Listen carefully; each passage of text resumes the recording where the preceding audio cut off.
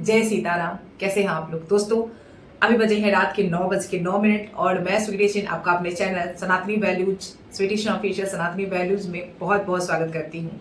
दोस्तों चूंकि कल जो है कुछ कारणों से मेरी वीडियो नहीं आ पाई। आज शनिवार का दिन है और आज बाबा हनुमान जी का दिन है, लेकिन आपको पता है कि हनुमान जी महाराज को जो सबसे प्रिय चीज है वो है राम जी का नाम और रामचरित। अगर आप श्री हनुमान जी महाराज को, मैंने पहले भी अपने वीडियो में ये चीज कही है मैंने, कि अगर आप हनुमान जी महाराज को कुछ नहीं सुनाते हैं, कुछ पूजा पाठ नहीं करते हैं, कुछ कर्मकांड नहीं करते हैं, लेकिन अगर भगवान को रात्रि के समय या फिर सुबह के समय जब भी आपको समय मिलता है या फिर दिन के समय भी अगर आपको समय मिलता है, सिर्फ साफ सुथरा हाथ मुंह धो के बैठ के अगर आप 5 चौपाई भी 5 दोहे भी श्री रामचरितमानस जी का अगर आप हनुमान जी महाराज को समर्पित करते हैं, उनको नित्य प्रति श्रवण कराते हैं, तो हनुमान जी महाराज जो है वो निश्चित रूप से आप पर असीम कृपा जो है वो बरसाएंगे। आप हनुमान जी महाराज के कृपा पात्र बन जाएंगे। ये एक अचूक साधन है और साधना है, जिसको भी इस पर भरोसा नहीं है एक बार वो निश्चित रूप से करके देखे।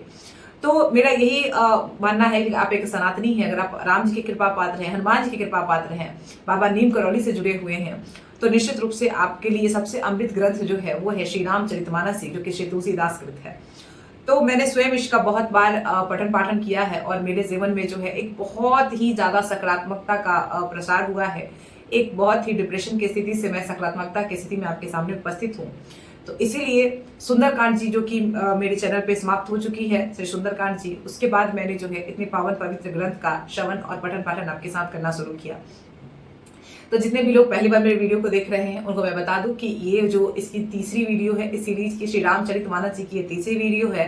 इसके पहले 2 वीडियो चैनल पे लग चुकी है और जितने भी लोगों ने उस वीडियो को नहीं देखा है, निश्चित रूप से जाकर जो है उस वीडियो को देखेंगे, ताकि शुरुआत से लेकर अंत तक जो है 1-2 महीने के अंदर आपके पास श्री रामायण जी का एक बहुत ही सारगर्भित सरल अर्थों में और बहुत ही कम समय में जो है आपके पास श्री रामायण जी का, श्री रामचरितमानस जी का एक बहुत ही सुंदर सा ज्ञान आपके अंतर्मन में जो है निवास करे। मेरा एक बस यही तुच्छ सा छोटा सा प्रयास है, क्योंकि मैं एक तुच्छ प्राणी हूँ, मेरे में कोई विद्या नहीं है, मेरे में कोई ज्ञान नहीं है।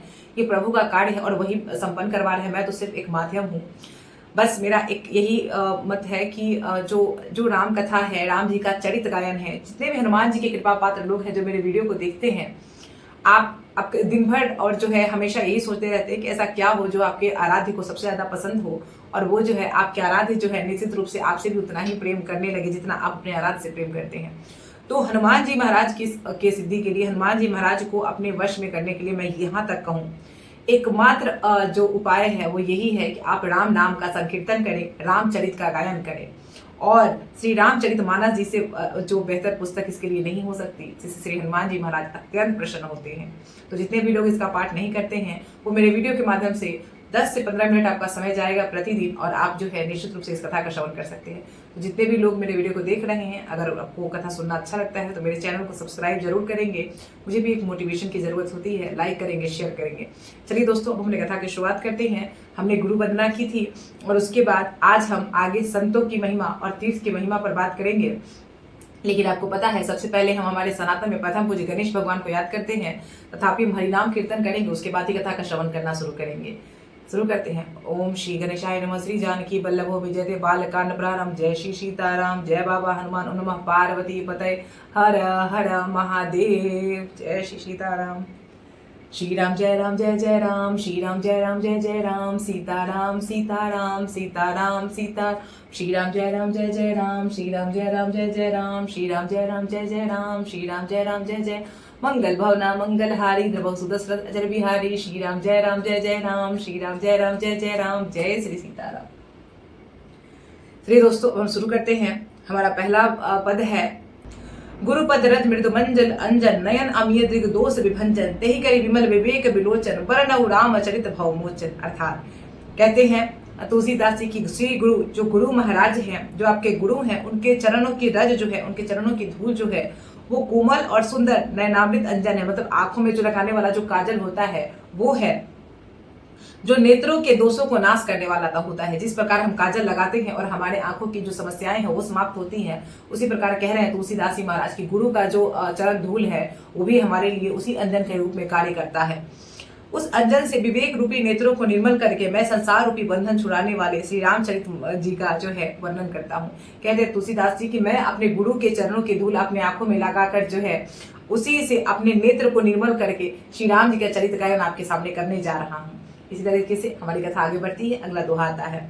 बंदउ प्रथम मही स्वचरना मोह जनित संशय सबहरना सुजन समाज सकल गुण खानी करव प्रणाम सप्रेम सुबानी। कहते हैं कि सबसे पहले तुलसीदास जी कहते हैं कि सबसे पहले पृथ्वी के देवता ब्राह्मणों के चरणों की वंदना करता हूँ जो अज्ञान से उत्पन्न सब संदेहों को हरने वाले हैं। आप देखिए यहाँ पे कह रहे हैं कि पृथ्वी के देवता किसको कहा गया है? ब्राह्मण को कहा गया। अब देखिए, अब आप यहाँ पे बहुत सारे लोगों के मन में प्रश्न होगा कि अभी का जो ब्राह्मण वृत्ति है, जिस प्रकार से लोग मांस मदिरा का सेवन कर रहे हैं, बहुत सारे लोग जो है शास्त्रों का अध्ययन नहीं कर रहे हैं, धार्मिक पुस्तकों का अध्ययन नहीं कर रहे हैं, तो उस अवस्था में जो भी व्यक्ति मांस मदिरा का सेवन कर रहा है, जो भी व्यक्ति जो है हमारे शास्त्रों को नहीं मान रहा है, शास्त्रीय विधान का पालन नहीं कर रहा है, शास्त्रीय पुस्तकों को नहीं पढ़ रहा है, उस व्यक्ति को ब्राह्मण नहीं माना जाता।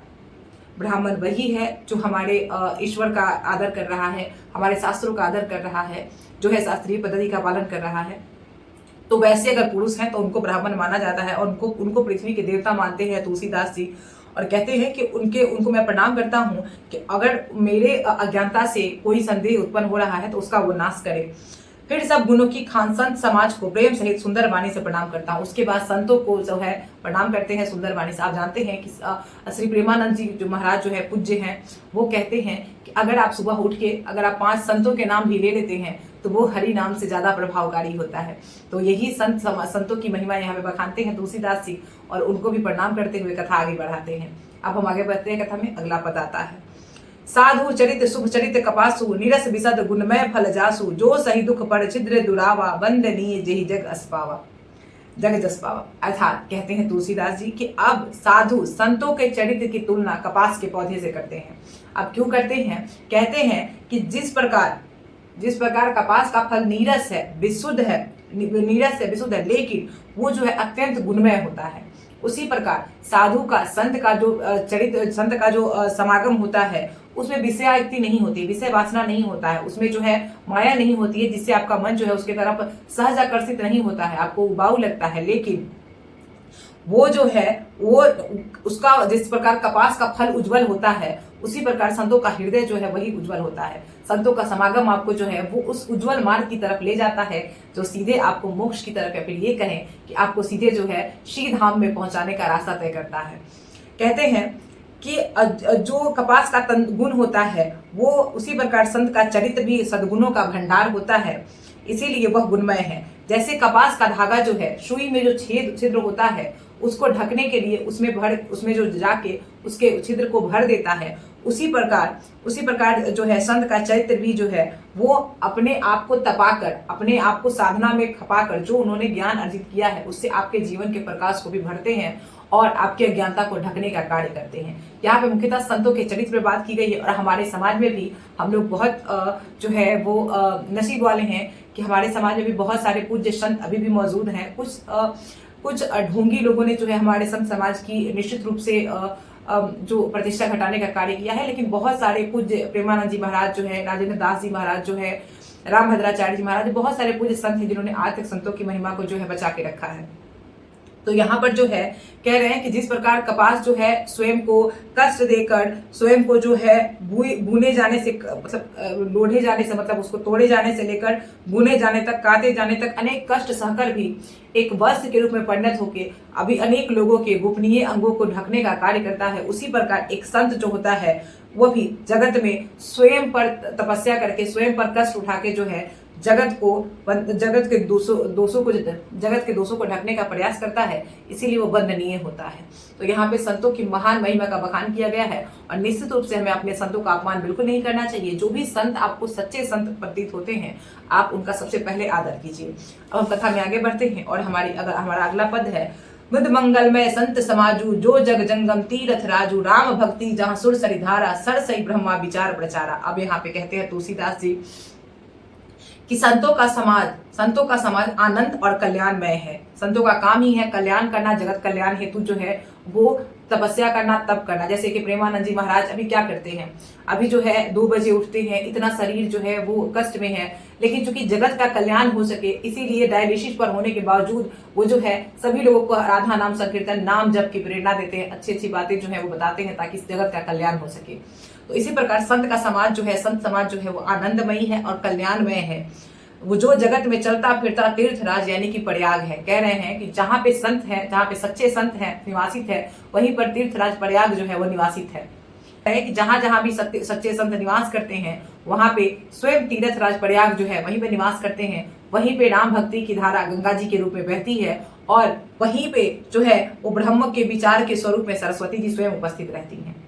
तो संत अगर सत्य संत है, जैसे कि अगर प्रेमानंद महाराज जी भी हैं, तो वहां पर जो है वो सारा तीर्थ वहीं पे है, उनको कहीं जाने की आवश्यकता नहीं है। अगर आप उनके शरणागत होते हैं तो आप सारे तीर्थों का पुण्य कर्म वहीं पा लेते हैं, क्योंकि ऐसा मानस जी में तुलसीदास जी स्वयं कहते हैं। और आपको पता है कि इतना सिद्ध ग्रंथ, इतना उज्जवल ग्रंथ जो है बिना हरि कृपा के नहीं रचा जा सकता है। तो ये ईश्वर का ही प्रेरणा है इस ग्रंथ की रचना के पीछे। अब हम आगे बढ़ते हैं, अगले दोहे की तरफ चलते हैं। और वो दोहा है, विधि निषेध में कलिमल हरनी करम कथा रविबन नंद निबरनी हरिहर कथा विराजत बेनी सुनत सकल मृदमंगल देनी। अर्थात कहते हैं कि विधि और निषेध यानी यह करो और यह ना करो, क्या करना है क्या नहीं करना है, इन सब के रूपी कर्मों की कथा कलयुग के पापों को हरने वाली सूर्य तनया यमुना जी हैं। मतलब तीर्थराज प्रयाग में कहते हैं कि संत जहाँ पे उपस्थित है वहीं पे गंगा जी उपस्थित है, सरस्वती जी उपस्थित है, और कलयुग के पापों को हरने वाली सूर्य पुत्री, सूर्य तनया का मतलब होता है सूर्य की पुत्री, यमुना जी भी वहीं पे उपस्थित है। और भगवान विष्णु और शंकर जी की कथाएं त्रिवेणी रूप से सुशोभित है। कह रहे हैं कि जहां भी संत है वहां पे गंगा जी के रूप में जो राम भक्ति की धारा बह रही है वो उपस्थित है, ब्रह्म विचार के रूप में सरस्वती जी उपस्थित हैं, इसके अलावा कर्मों के रूप में और कलयुग के पाप को हरने के कथा के रूप में सूर्य तनया यमुना जी उपस्थित है। इसके अलावा भगवान विष्णु और शंकर जी की जो कथाएं होती हैं वो त्रिवेणी रूप से वहां सुशोभित है। तो संत संगति का इतना बड़ा महात्म जो है श्री तुलसीदास जी महाराज जो है अपने कथा यानी रामचरितमानस जी में जो है वर्णित करते हैं। बटु विश्वास अचल निज धर्मा तीरथ राज समाज सुकर्मा सब ही सुलभ सब दीन सब देसा सेवत सादर समन कलेशा। अर्थात कहते हैं कि जो संत समाज रूपी आपका प्रयाग है उसमें अक्षय वट के रूप में जो है वो क्या है, वो धर्म में अटल विश्वास है आपका। अगर आप अपने धर्म में अटल विश्वास रखते हैं तो वो अक्षय वट है। इसके अलावा शुभ कर्म ही उसके जो है समाज है, उस तीर्थराज के समाज है, क्योंकि संत के पास से जो है शुभ कर्म ही होते हैं। इसके अलावा जो सभी देशों में सभी को सहज प्राप्त हो जाए वैसे आदर पूर्वक सेवा करने से सभी क्लेश मिट जाते। कहते हैं कि संत का समागम करने से, संत का सेवा करने से, संत के साथ जो है वो आपको रहने से आपके जितने भी क्लेश हैं, जितने भी जो है वो कलयुग का प्रभाव है आप पर, वो जो है निश्चित रूप से नष्ट हो जाता है। तो संतों की इतनी बड़ी महिमा का बखान करते हैं, पहले गुरु का महिमा का बखान करते हैं और उसके बाद संतों की इतनी बड़ी महिमा का बखान करते हैं श्री तुलसीदास जी।